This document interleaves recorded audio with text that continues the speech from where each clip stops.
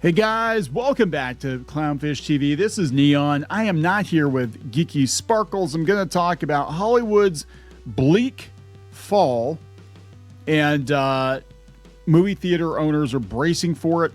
You know, this happens pretty much every year, but this year seems to be worse than normal. That, summer wasn't as good as they were hoping for. There were a lot of releases, some of them good, some of them bad, some surprise hits. I think Weapons did really, really well. We're going to talk about that. And some duds, some misfires. Sorry, Fantastic Four didn't do that well. It just didn't do that well. So we're going to talk about the bleak autumn coming for movie theaters. And I think that winter might actually improve a little bit. I'm looking at what they have coming out. I think we have like Zootopia 2 and Wicked 2 and all the twos, all the sequels, all the remakes. But yeah, it's getting harder and harder to bet on these franchises being guaranteed money in the bank, and that has to be hard for a theater owner. I mean, it really does. Like, you're thinking, hey, this thing is going to be huge, and then it turns out that it's not really that big, and then the movies that you wouldn't expect to be big, like K-pop Demon Hunters, wind up being massive. So it's just so weird right now, and I don't envy people in that position. I think consumers are being a lot more cautious about going to the theater. They're only going to the theater to see stuff they know is going to be good, or stuff that they know is going to be an event, and everything else they just wait for streaming, wait for cable still a thing. They watch it elsewhere. It's a lot cheaper. Gonna talk about. Before we get into it any further, please subscribe for more pop culture news, views, and rants, guys. And go to Kickstarter. Check out Geeky's Halloween Pin Kickstarter. You have about 12 days on this one yet. Geeky Sparkles presents Glow and Ghouls retro enamel pins. She designed these pins herself, and they glow in the dark. First time we've done glow in the dark pins. So these are inspired by retro Halloween decor, which she is a huge fan of. We have a lot of that stuff around the house. So check it out. That is Geeky Sparkles Glow and Ghouls on Kickstarter. That's about 7,000. 7,000. It's pretty good for pins. So thank you very much, guys. So let's talk about this. Weapons is a box office hit. Now movie theaters are bracing for a bleak 3 months. And we'll talk about what was big and what wasn't so big. And a lot of movies that the studios were betting on, the theaters were betting on, they weren't as big as they were hoping for. Said every August, Alamo Drafthouse prepares for a late summer slowdown. We joke that weekday business gets soft because parents have to think about buying their kids a new backpack. Yeah, that's true. Studios must have the same thought because the calendar from August through October is always sparse, at least compared with the glut of new offerings in June and July. There's not a gigantic tentpole in the next 6 weeks, but our job is to remind folks that just because Avatar 3 doesn't come out until December doesn't mean there aren't great films before then. September's always been kind of a dead zone. I remember Sky Captain came out in September, and we were like the only people in the theater for that one. I love Sky Captain. I thought Sky Captain was really good, but they really kind of like dumped it in the theater. On paper, business over the next few weeks looks bleak, but before anyone writes them off, it's worth remembering this year has been defined by upended box office norms. Few predicted that Superman would outgross the Fantastic Four. Really? I always assumed Superman was going to do better than the Fantastic Four. And I out of the two movies, I like the Fantastic Four better, but I always assumed the Superman movie was going to do better than the Fantastic Four. And Superman, I mean, is as big of a hit as it's supposed to be. It's $600 million global. Aquaman did 800, and that wasn't enough for Warner. Fantastic Four, I think it just hit 500 million. Jurassic World Rebirth would eclipse them both. Yeah, I didn't see that one coming either. I did go see that one in the Dollar Theater, though, and it actually was pretty okay. I mean, it wasn't great. It was yet another Jurassic sequel, but it was sure as hell better than the last two. The last two were terrible. So it was okay. It was kind of a return to just like traditional Jurassic Park stuff. But yeah, who could have foreseen that like the seventh Jurassic Park movie would make more money than the Fantastic Four or Superman? Meanwhile, Sinners and Weapons, two original R-rated horror films, were unexpected smashes, signaling that audiences will take chances on new ideas from exciting directors. Could conventional wisdom about the dog days of summer be wrong too? No, I don't think so. I don't think a lot of people are going to run out to see, what do we have here? Ethan Cohen's Caper, Honey Don't. And we have Benedict Cumberbatch in The Roses. Yeah, I don't think they're going to go see those. So they have the Conjuring movie coming out. They have a Downton Abbey movie, the grand finale. It's like the end. I think they should just like blow up the castle. The Long Walk, that one's getting a lot of buzz. Demon Slayer, Infinity Castle, that's going to do bank. That's actually coming out. That'll do good, I think. But they said nothing really looks like it's going to be big. Volume will counteract that. So they have Tron Ares on October 10th. I think that's going to be a huge failure. Mortal Kombat 2. It doesn't look terrible. It doesn't look great. It doesn't look terrible. Predator Badlands. Why are we putting this one in the theater? The last one was on Disney Plus. Now you see me. Now you don't again. Wicked for Good. Zootopia 2. In the years following COVID, such a barren stretch would plunge the business into despair. Now, though, analysts aren't worried about cinema operators suffering from post-popcorn season blues. We're past the pandemic, and theater owners have done well enough with their balance sheets. I don't know if they are. Are they? Is it popcorn buckets or popcorn buckets saving them? I don't know. They said at this point, so this is interesting. Because everything I've heard is the opposite of this, but this is coming from Variety. It said at this point, the overall box office is about 6% ahead of 2024. Oh, but 23% behind 2019. Okay, that's interesting because are we adjusting for inflation?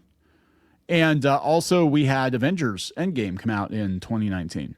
And that's before the pandemic. Recent yearly gains are mostly attributed to increasing ticket prices and the popularity of premium large formats rather than rising attendance. Yeah, I think we need to look at the numbers. This is kind of like Disney with the theme parks, where they're like, oh, record profits. And then you look at it and the attendance is actually down. It's just they're juicing each individual guest for more money. I think it's that way with the movie theaters too, because all of our theaters around here, they've all converted to like the recliners.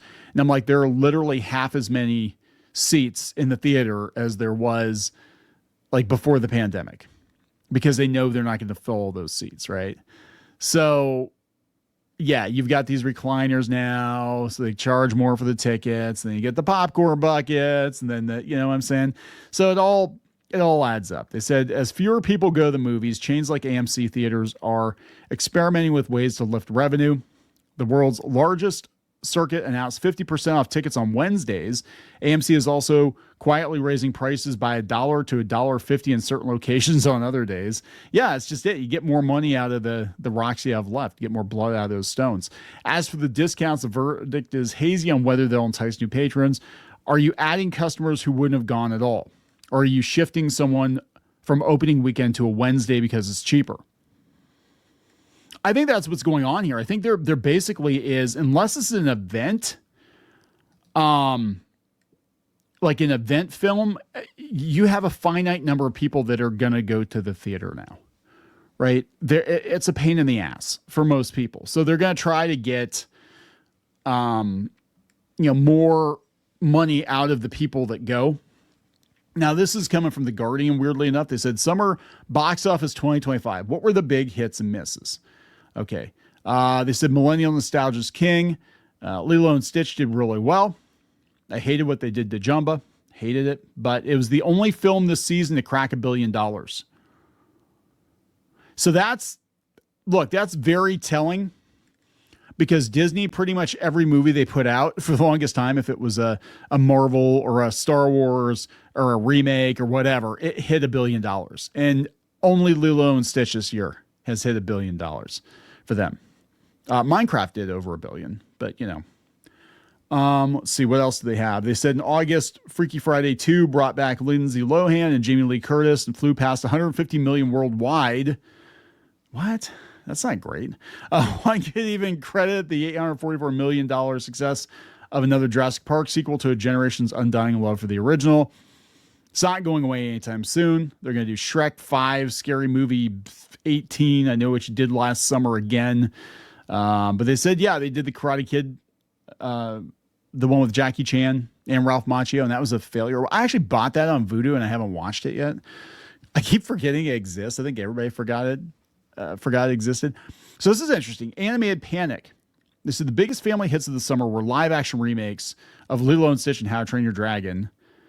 They said Disney struggled with Snow White, but they said, yeah, there's nothing close to Inside Out 2. Inside Out 2 did 1.6 billion worldwide. Post-COVID, it's been otherwise wobbly, with even the Toy Story spin-off Lightyear, 226 million worldwide, failing to catch fire. This summer saw the company's worst ever opening weekend for Elio, a cursed production that saw a change of director and reportedly a panicked dequeering. Is that what we're calling it? A panicked dequeering.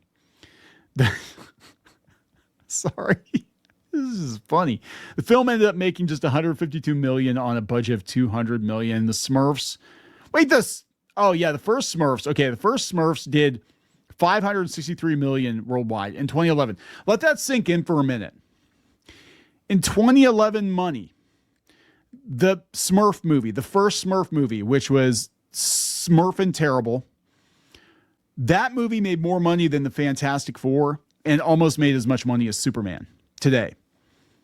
It's probably like 700, 800 million in today's money. Probably more than that, honestly, given inflation. So while 2013 sequel dipped below 347 and the 2017 reboot even lower with 197, ouch. These numbers are far more impressive than what the last Smurf movie made. It made 31 million in the US and 109 million globally. Can't imagine why. Did you see the trailer for that movie? That was god awful. Talk about Nurja 2 doing incredibly well in China and nobody cared. In the US. They said it did 1.5 million in the US. But did 20 million stateside earlier in the year. Yeah, still, that's not great. K-pop. Yeah, K-pop goes to the box office. Weapons did really well. Here's the thing. Nobody knows what's going to be a hit now. I think people can size up a flop before they can size up a hit. I think a lot of people could look at a movie and be like, yeah, this isn't going to make money. Like, I'm looking at Tron Ares, and I'm going to take a stab in the dark here. I think Tron Ares is going to be a colossal bomb. I think it's going to be a failure because nobody cares about Tron now. I like Tron. I actually like Tron Legacy, and I loved the Disney XD show. I thought that was really good. But nobody cares about Tron. The only reason they care about the Tron roller coaster is because it's a roller coaster, right? Nobody gives a shit about Tron, and they don't give a shit about Jared Leto, and it's not going to do well. That's not going to save their ass. So I think Demon Slayer is going to do really well. I think Demon Slayer is going to do really, really well. And that just upends everything. But yeah, the days of the box office, the $1 billion box office, it's over, man. I mean, for most movies, like if you're expecting that going into it, you got another thing coming. It's not going to happen. With very few exceptions, this is just not going to happen. So I'm going to wrap this one up. Please subscribe for more pop culture news, views, and rants. Check out Geeky's Kickstarter. Again, Glow and Ghouls Retro Halloween Glow in the Dark enamel pins. We're going to ship these at the same time we ship the orc pins. Hopefully, we'll talk to you guys later. For more pop culture news, views, and rants, go to news.clownfishtv.com. That's news.clownfishtv.com.